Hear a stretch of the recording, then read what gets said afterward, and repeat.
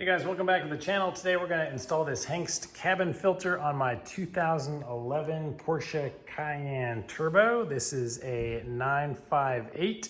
The Hengst filter has some nice instructions with it, but it's a lot easier to actually see it in person. The only tool we're going to need is this T20. Cabin filter under these is located on the passenger side under the glove box. So going in the passenger side underneath the glove box. So going in the passenger's door underneath the glove box, we're gonna see this panel down here, and it just has one screw right in the middle that we're gonna have to remove. And we're just gonna unscrew it and remove it completely. All right, there we go. With that out of the way, this thing you can just grab from the side or one of these holes in it. I grab it from this corner over here, and I'm just gonna pull it down. There are a couple plastic clips that are holding it into place, and then two tabs over here, and there's two tabs, one back here and one back here, that lock it in from the rear. To make it easier on yourself, you can remove these lights. There's just two tabs on the side of this little black piece that goes into the light that was lit up that you can squeeze in, pull this out. This white piece in the back has a tab right here for my thumb. Just press on that and remove that connector, and then we can remove this whole panel to get it out of our way. Now you're going to see this piece here. This just distributes the air to your feet. It's just held on by a clip right behind this thing. If you reach up high above it, you'll feel a little clip. You'll see it once I remove it. I just kind of unclipped it and pulled it out, and then you can just wiggle it around gently and it should come out the other side. But this is the clip. I just reached up there and pushed one of those over, disengage it, and then I'm just going to pull this straight down. It has another cable that's connected to it. Don't worry about that. Let's put it out of the way. Okay, this is going to be the hardest part, so just trying to get you orientated here. So right where we took all of this stuff off, you're going to see this little cutout right here, and this is where the cover of our filter is, but you don't have any room to get up here and here with your hands. So let me try to show you from this angle over here. You can see where it is.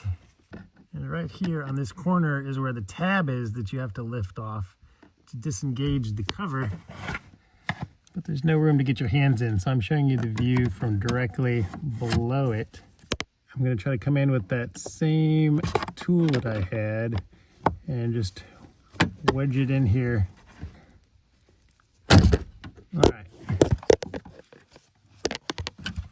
Did it, so like I said, that's going to be the hardest part of the job. Let me back up and show you here. So that is the clip that was retaining it. It was sitting right up here, so I came in from this side, got it behind it a little bit, just a little bit of pressure, and it popped right off. And this has a little foam thing built into it. Sometimes that foam thing might come off of here and get stuck on your filter. If it does, you're gonna have to just lay it back on here in its groove. Now, if we look up here, you can see our old filter. So this vehicle has almost 50,000 miles on it. Not sure when or if this has been changed before. I've only had the vehicle for about 5,000 of those miles. So let me try to pull it out and we'll see what it looks like. Just getting my finger in underneath it from this back corner here. It's in really snug. Oh my gosh. Yeah, it's disgusting. Ugh. All right, so that is what a really old, nasty cabin filter. Oh my gosh. Yes. They recommend changing them every 10,000 miles or every year, and you can see why. Just note the direction of the arrows. You can almost see the arrows on here still. We're gonna put it in the same way. Here is a side-by-side comparison, what it should look like. Nice, clean, empty, and what mine looks like. This one is literally a pound or more heavier than this one. This one's super light, normal filter. This one, like, just look how much it bends holding this thing. Ugh, it's disgusting.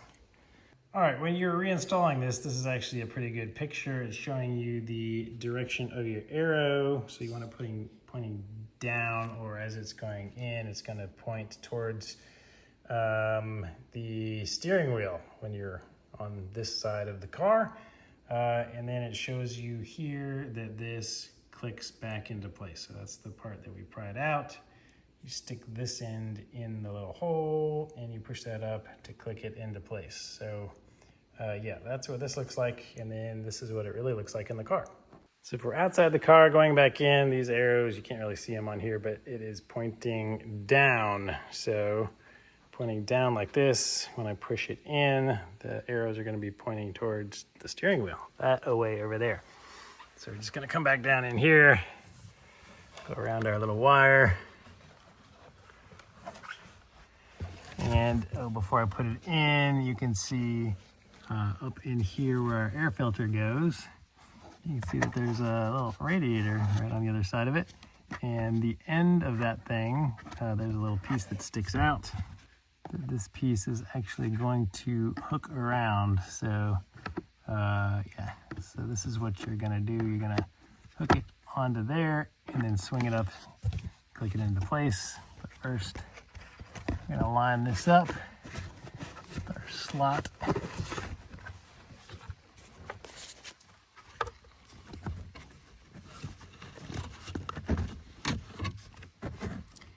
Get started. It was a nice and tight fit.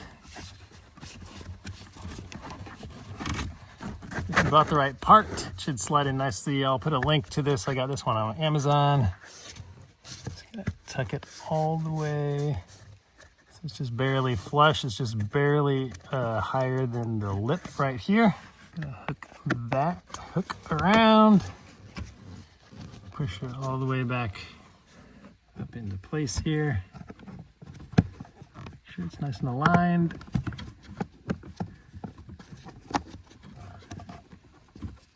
And you should hear a little click. That'll snap into place. You can shake it around like that and it doesn't come off. You're good to go. So now for this pipe. Let's see, I've never looked under here. Oh yeah, so you can see that tube that's coming down.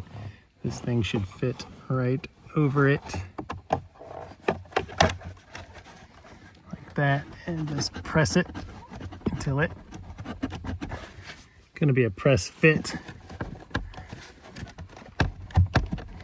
All right, you should feel it kind of click back into place once you get it up there high enough. And then our little clip over here, just gonna try to align it.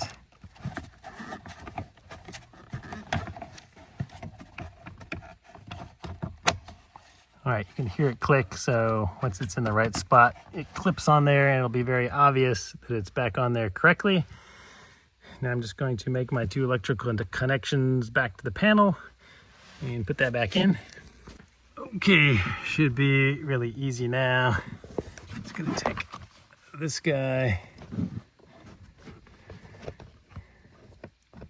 And remember, this little tab was over here on the left. So plug him back in, hear it click. Get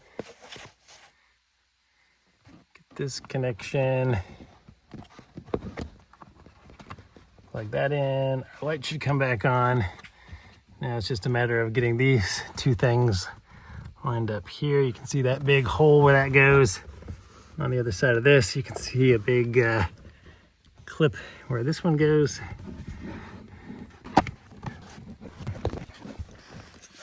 Got those lined up. Push it in. Bring it all the way up here and then